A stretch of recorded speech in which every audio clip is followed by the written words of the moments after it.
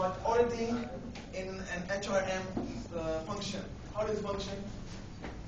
Name it here.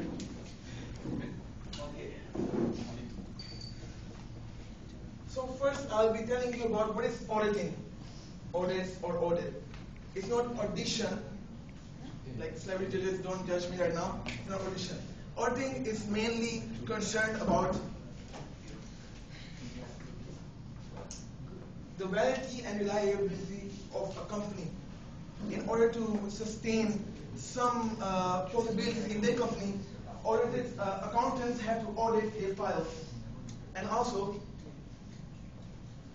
they're associated with factories when it's booming or going down. They're associated with factories concerning about the audits in a company. So the main goal for audit is to set an opinion about the person, company, or a factory. Keep noting down, celebrities. Alright. So why do we conduct an HRM audit?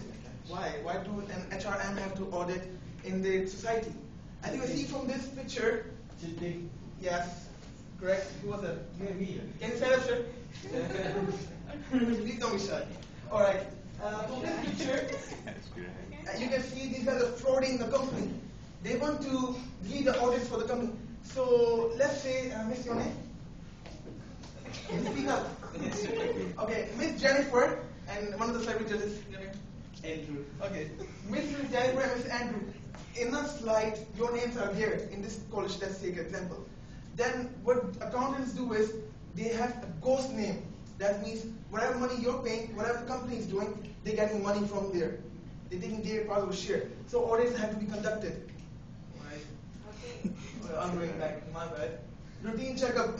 So you can see these guys are leaving right now. If there's no routine checkup, they can run away with the money and they can get extra salaries. Or let's say healthcare plans. They have skyrocketing healthcare plans, so they're getting more money from there. Okay, and to ensure compliance with federal and state regulation, states want to see the amount of colleagues or let's say students, for example, in a company. So as I mentioned, Mrs. Jennifer and Mrs. Andrew, if they're a ghost partner, so how can that be working in a society? Okay, now I'll be showing you the 5 steps. This is not a Jedi mind trick. I'm sorry. I'm not trying to hypnotize you. The 5 steps of an HR, auditing in HR. So the first is activities, second is behavior, third is the risk and the internal control, and the 5th one is the outcomes.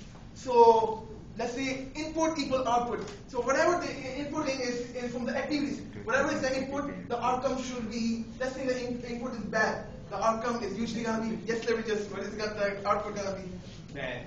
Good question. Good answer. Every persuasion. All right.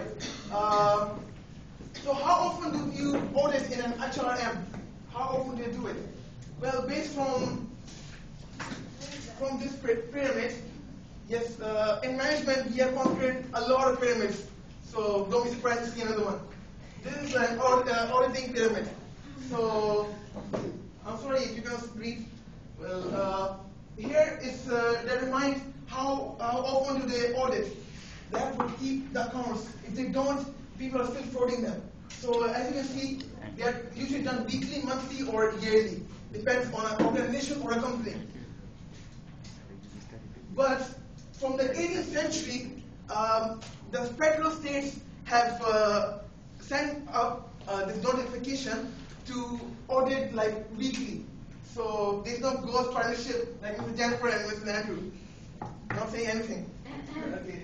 To conclude my presentation, I would like to tell you that HR have to audit regularly or weekly to maintain a good possibility in their factory. So people won't be taking double salaries or won't be recruiting themselves in an industry. And they should maintain the documents in order not to fraud, as I mentioned earlier. And the 5 steps that I've showed you before, the hypnotizing one, I hope you guys are hypnotized by it. Then you should maintain it. It should really go by it because outcome is equal to yes. Very good. Harvey Dent.